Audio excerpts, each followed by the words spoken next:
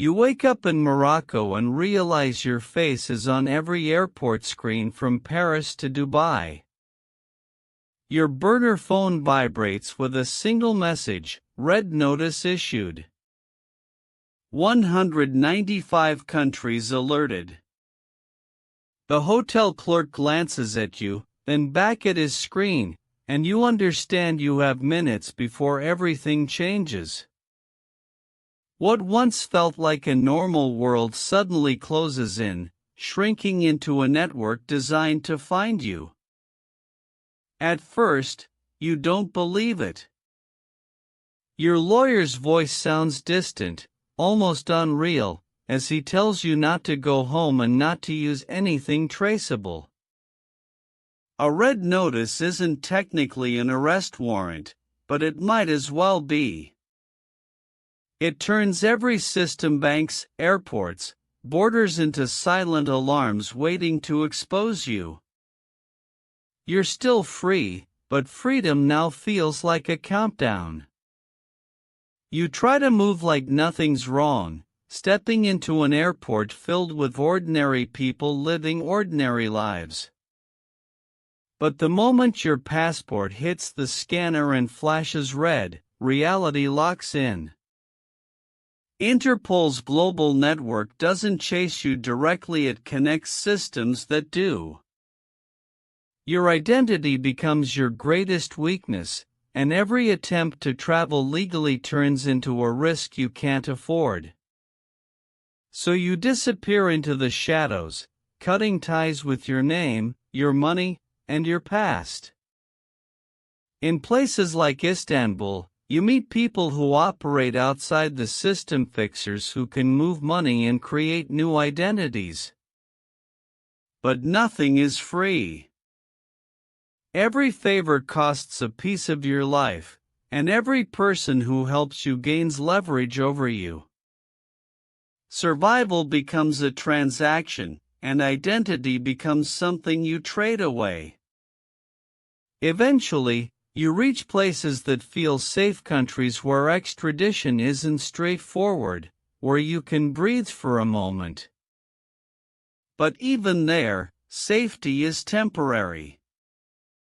Visas expire, politics shift, and quiet cooperation between nations can undo everything overnight. You realize sanctuary is never permanent, it's just borrowed time with an invisible deadline. You adapt. You change how you walk, how you look, how you exist in public. Cameras aren't just watching, they're analyzing. Systems track patterns, not just faces, and hiding becomes a constant mental calculation. Over time, paranoia turns into discipline. You stop relaxing, even when you're alone, because the world no longer needs to see you clearly to find you. But the real danger isn't the system, it's people.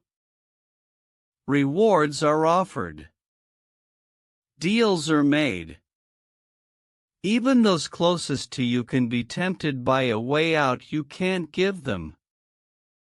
Trust becomes fragile, then impossible. You pull away from everyone, understanding too late that most fugitives aren't caught while running, they're caught when they feel safe. And then, without warning, you're taken. Not violently, not dramatically, just quietly. In a place that once felt neutral, you become a bargaining chip in something far bigger than your case. Governments don't just enforce laws, they negotiate power. And now, your fate depends on decisions made in rooms you'll never enter. In the end, it comes down to a choice. A deal sits in front of you: cooperate and survive, or resist and lose everything. It's no longer about innocence or guilt. It's about what you're willing to sacrifice. Because the only way out may be to betray the very people who helped you stay free.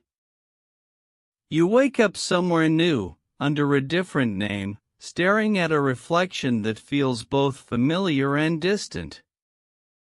The world still turns, systems still run, and somewhere, someone else just received the same message that started your fall. And as their life begins to collapse, you realize something unsettling: there's no final escape, no clean ending. Only a loop where one life disappears and another takes its place.